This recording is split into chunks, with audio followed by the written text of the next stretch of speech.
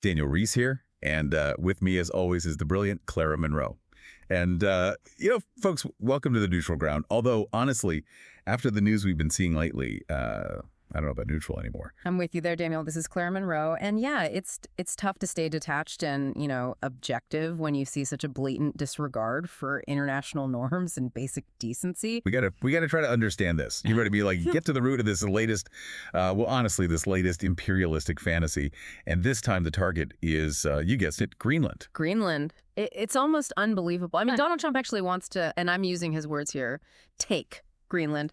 It's something out of a bad political satire, right? Yeah. But no, it's real life. It's beyond parody. I mean, if you can believe it, or maybe if you've successfully blocked it out of your memory, let's take a quick listen to the man himself. We have to have Greenland. It's not a question of, do you think we can do without it? We can. So that was, shocking. But this is not some new crazy idea he just came up with. As a matter of fact, our research has uncovered a fascinating and honestly very troubling precedent. And it's right here in America's own backyard. The U.S. acquisition of the Danish West Indies, which are now known as the U.S. Virgin Islands. This is the key here.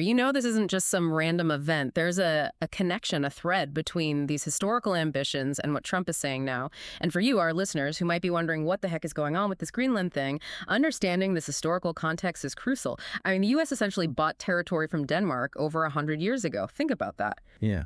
We're not just talking about some quirky news story. This raises huge questions. I mean, about how the U.S. sees itself in the world, its relationship with other countries, and the long-term effects on the people who live in these places. So today we're going to look at why the U.S. wanted those Caribbean islands so bad, what happened to the people who live there, and how all of that connects to this current, frankly, baffling pursuit of Greenland. We're talking about real things here. Sovereignty, the right to self-determination, the legacy of colonialism. These aren't just concepts. They have real-world effects on people's lives. Okay, so let's rewind the clock over a century. The U.S., under President Woodrow Wilson, ends up acquiring the Danish West Indies. But it wasn't exactly a friendly business deal, was it? So what was driving this push? It wasn't just about, suddenly loving beaches. No. Our sources show that strategic military concerns were the main driver. The U.S. saw those islands as a key military position off the coast. Think about the situation back then. World War I was brewing, and controlling those sea lanes was a big deal. And then the Panama Canal opens in 1914, and suddenly those islands are even more important for trade routes. And it's kind of disturbing how similar that is to some of the arguments they're making about Greenland's strategic importance in the Arctic today.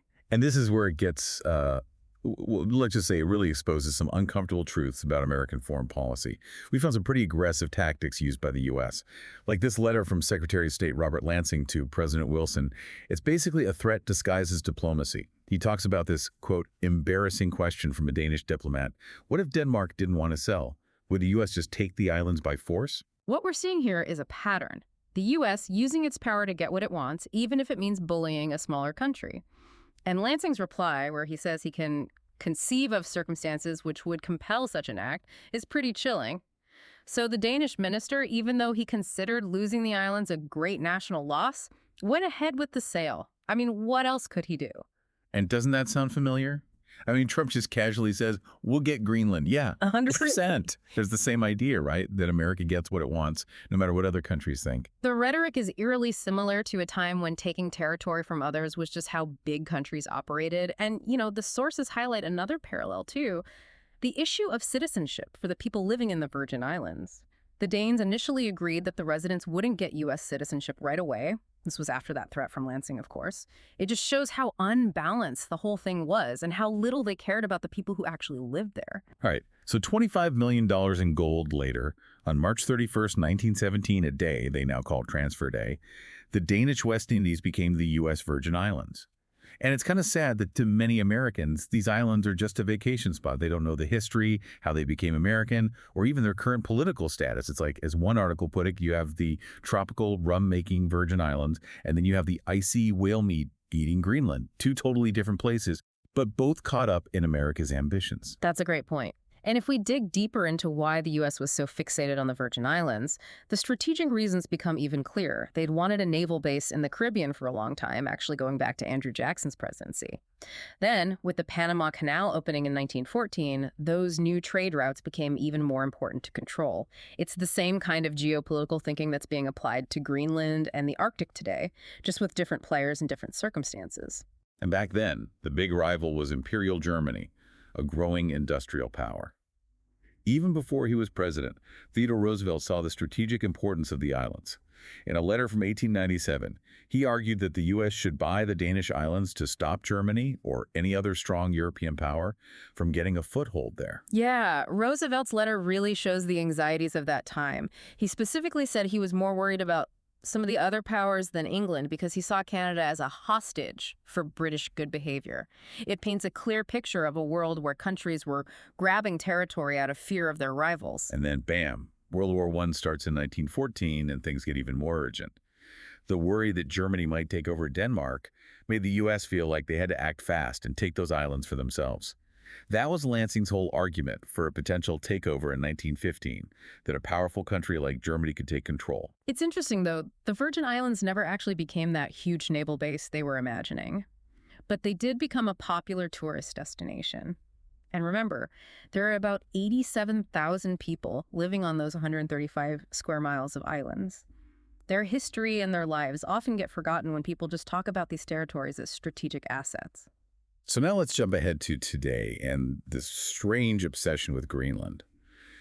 The world is a very different place, right? It's not about Germany and the Panama Canal anymore.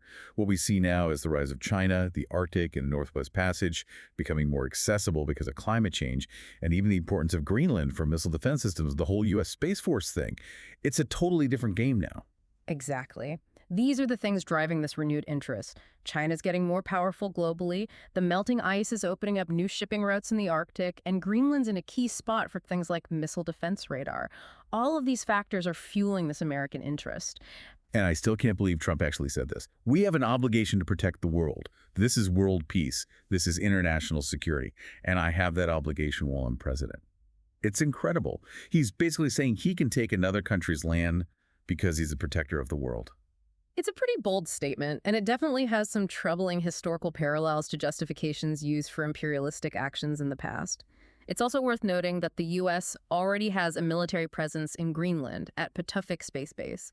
That base houses important missile defense radar, and its location above the NORAD radar in Canada is strategically vital for North American security. And we can't forget about the money involved. If those Arctic shipping routes become fully open, it could change global trade in a huge way. Right. We're talking potentially 40% shorter trips between the U.S. and Europe to Asia compared to going through the Panama or Suez canals.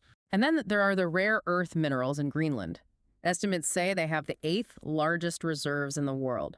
If the U.S. could get access to those, they wouldn't have to rely on China so much, which basically controls the market for these minerals that are used in everything from smartphones to weapons. Although we should mention that China's already invested in mining projects in Greenland. So the U.S. got the Virgin Islands. But what happened to the people living there? Trump and his supporters seem to think that being under U.S. control would be a good thing for Greenlanders. But what happened in the Virgin Islands sounds pretty bad. That's the big question, isn't it? Some historical accounts do say that things got better under U.S. rule. Schools, emergency services, hospitals, they all saw improvements, arguably better than what they had under Danish rule at the time. But the economic problems, which were a big reason Denmark even wanted to sell the islands in the first place, they didn't go away. In fact, they got worse. People kept leaving. President Hoover even called the islands the effective poorhouse of the U.S. in 1931. That doesn't exactly sound like a thriving territory. No, it doesn't. And even basic rights, like citizenship, were delayed. It took 10 years until 1927 for people in the Virgin Islands to become U.S. citizens. And even then, real self-governance didn't start until 1936. And even today, their rights are limited. They can't vote for president, and their representative in Congress can't vote on bills. Donna Christensen, who used to be their delegate, called them effective second-class citizens because of things like limits on Medicaid funding. These are real consequences of being a U.S. territory, and the economic differences are stark, too.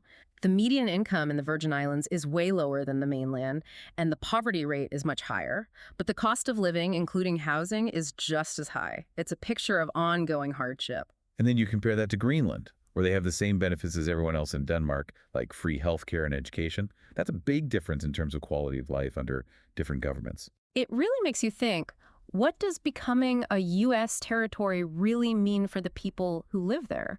What happened in the Virgin Islands should make anyone think twice about those rosy promises being made to the people of Greenland? One former official from the Virgin Islands, Shelley Moorhead, said it pretty bluntly.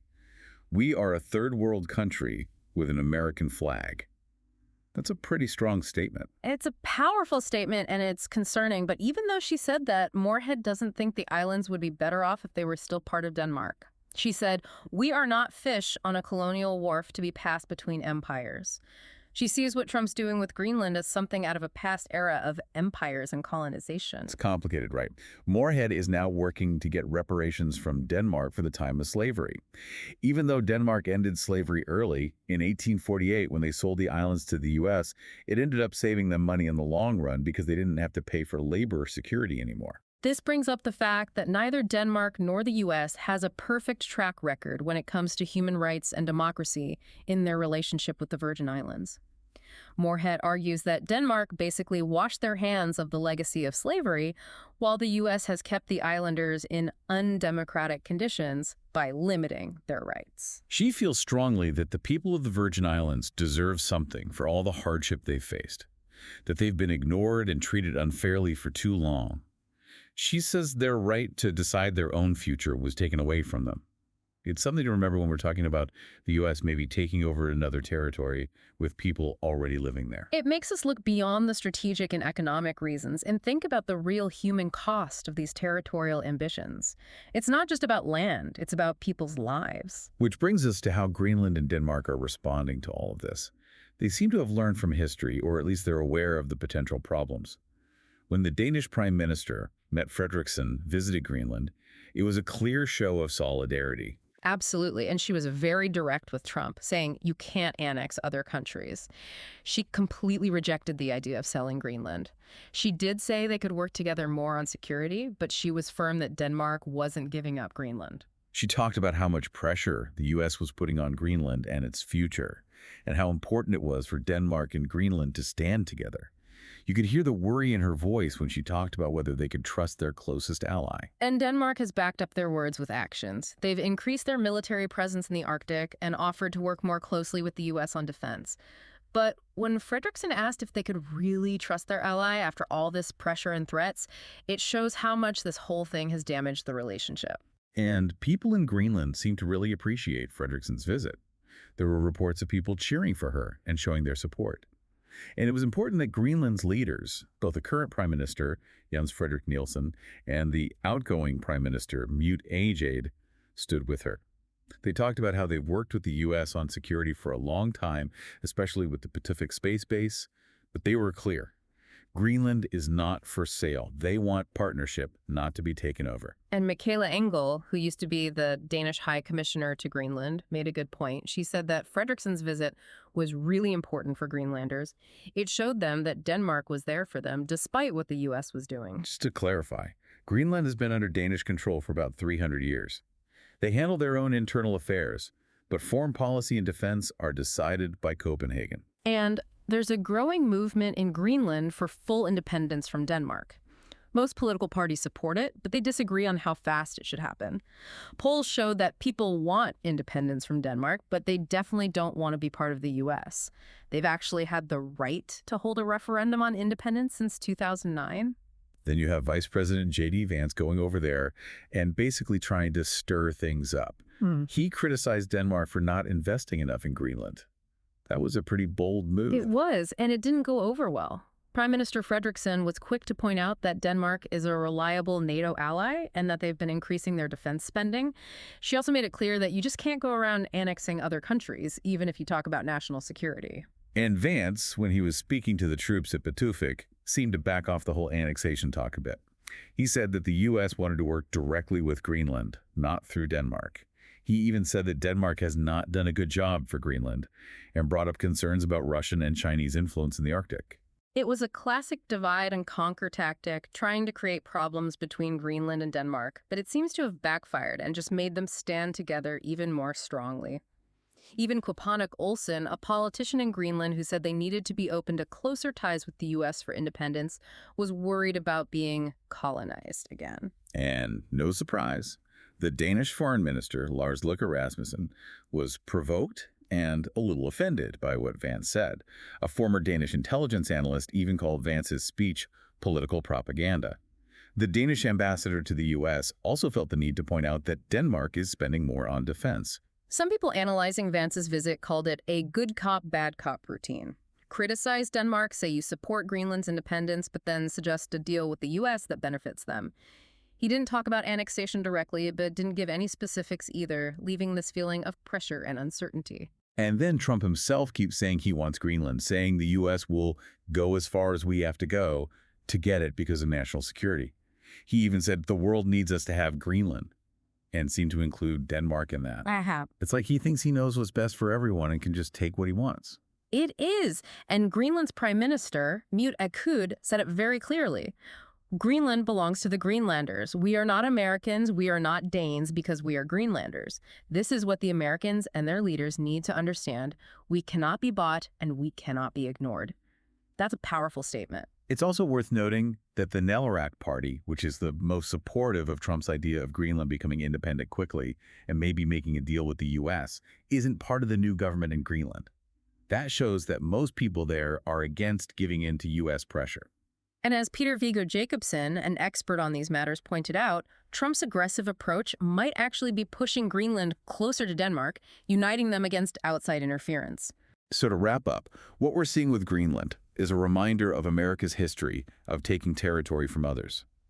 What happened in the Virgin Islands shows what can go wrong when a powerful country decides it wants something. And Denmark and Greenland are standing together against any attempt by the U.S. to take control.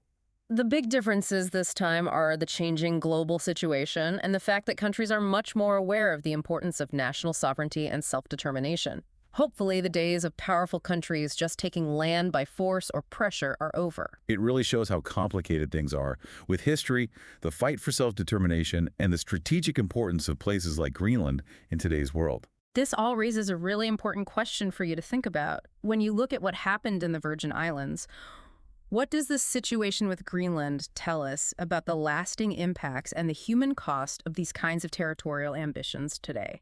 And what does security really mean, not just for big countries like the U.S., but for the people living in Greenland and Denmark, and for the world as a whole? We need to listen to their voices and understand what real self-determination means in the 21st century. Absolutely. And that's the deep dive for today, folks. We've laid out our perspective on this very concerning issue. Thanks for listening. Thanks for joining us.